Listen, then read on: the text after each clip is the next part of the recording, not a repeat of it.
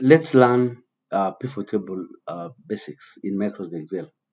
I have my table with sales for 2025, starting from December 7, 2025, all the way down to January. Let's sort this out. I sort from descending order like this. You realize that this is sales December 2027, and when you look at the bottom, it is 1st January 2025. We have the product ID, product name, category, console, unit price, total sales, discount amount, net sales, customer ID, salesperson ID, payment method, store location, and the region. Now, as an analyst, you want to answer a few questions. For example, I want to see what is the breakdown of my sales per month. Let's start from there. So we are looking at the column of total sales and the date. So using pivot tables are found under the insert. The pivot tables menu is under insert, pivot tables. From table, you can get data from a table range, which is the current sheet.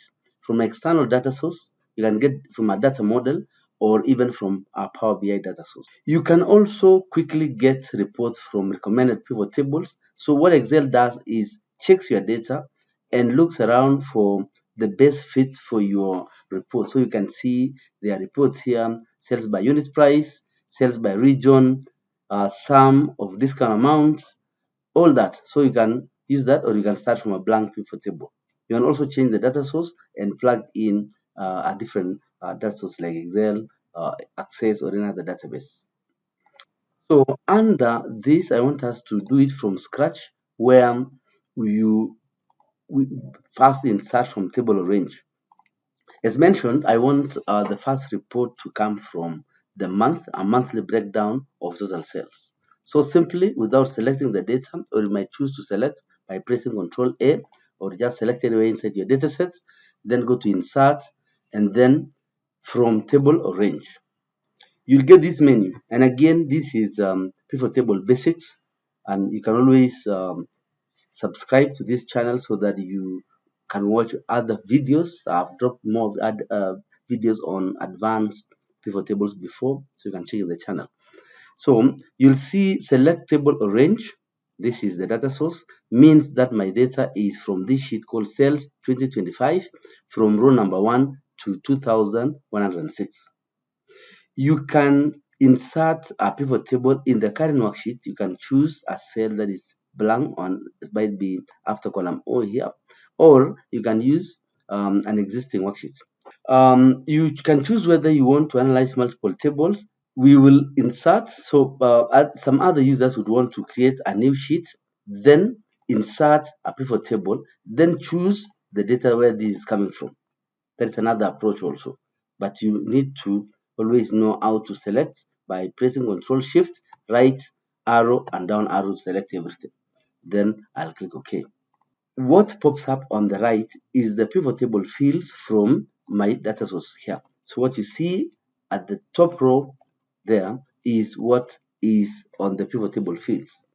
You can drag these fields into these areas below where you can filter the columns, values, or rows. Now let's start with the date field. So if the date field is here, you can drag and drop, or just select like that and it will come down here.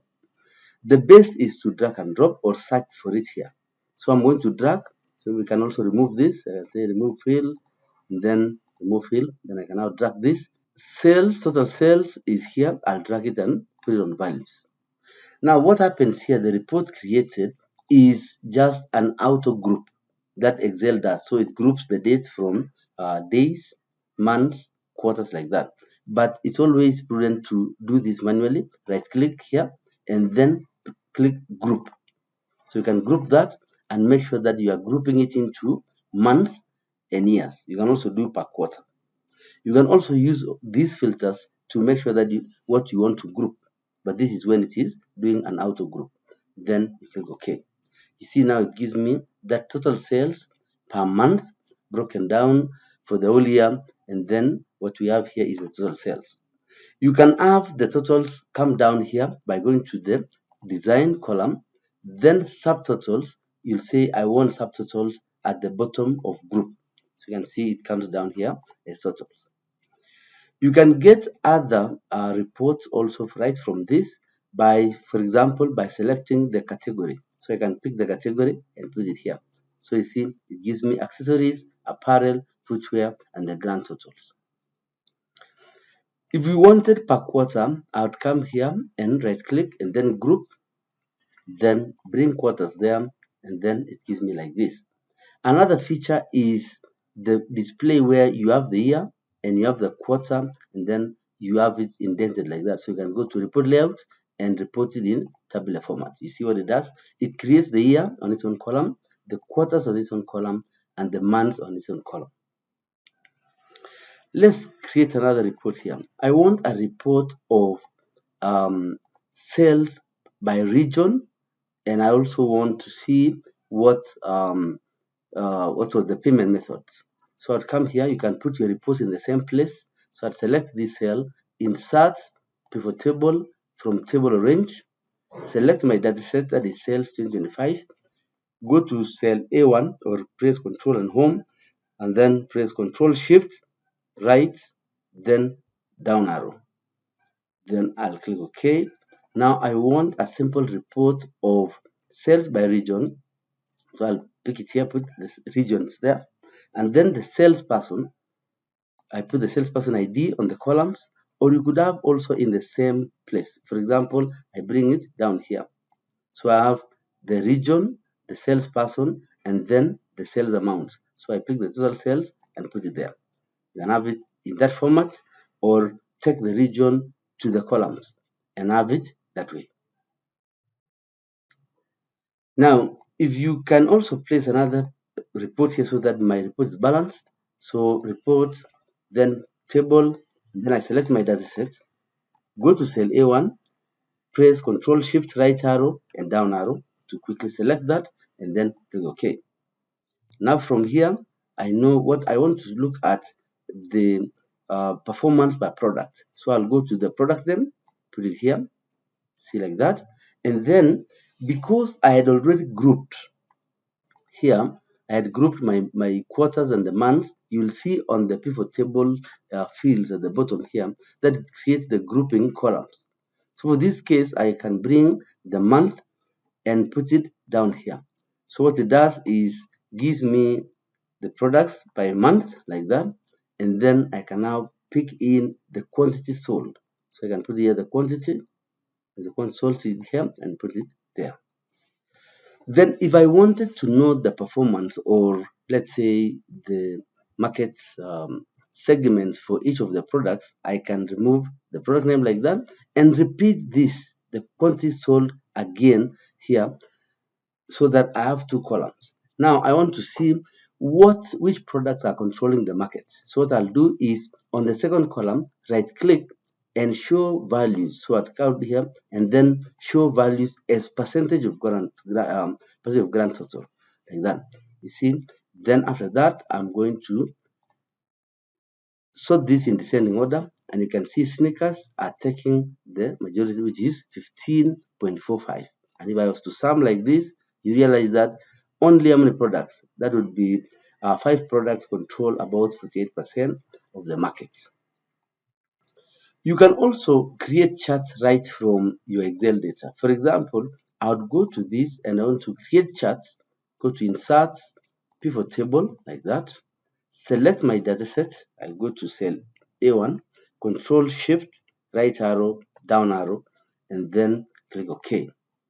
Now I want to see the monthly sales. So what I'll do is go to total sales and then use the groupings here to only pick the months. Now from here, you can either create a line chart or a bar chart. Let's see how. So I can start with the line chart.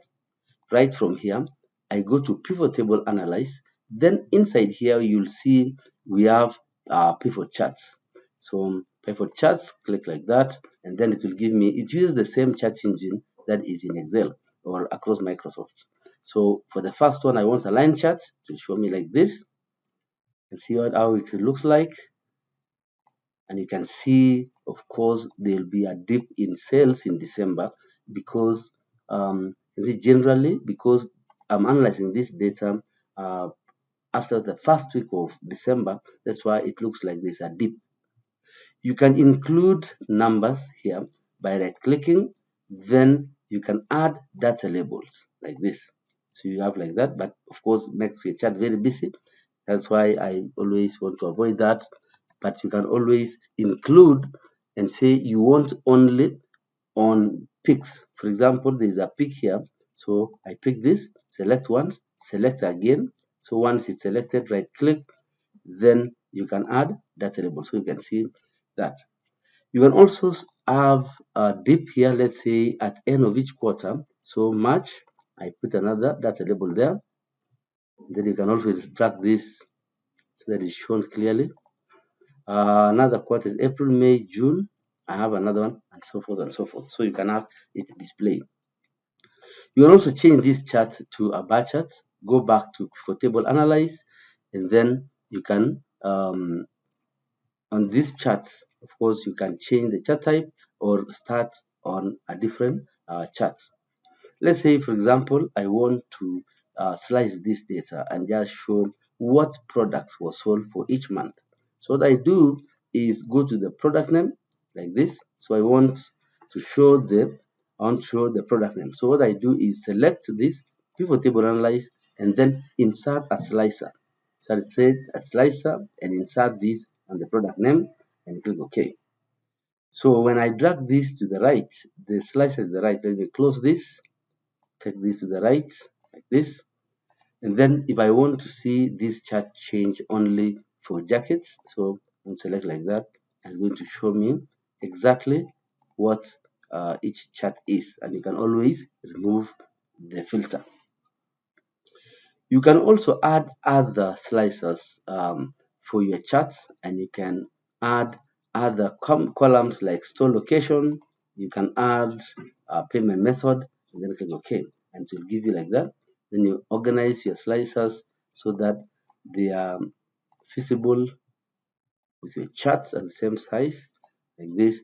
So I know show me sales for backpack for store number 1 and then for cash paying customers. So it shows me right like that. Other pivot table hacks is to just do your general analysis. You can also create uh, reports based on any column that you want. Basically, by even customer ID, you want to see which month or which product was well performing, and use discount analysis and the rest. I hope this video helps you get a grasp of pivot table basics. In the next video, I'm going to talk about the pivot table data model. Thanks for watching.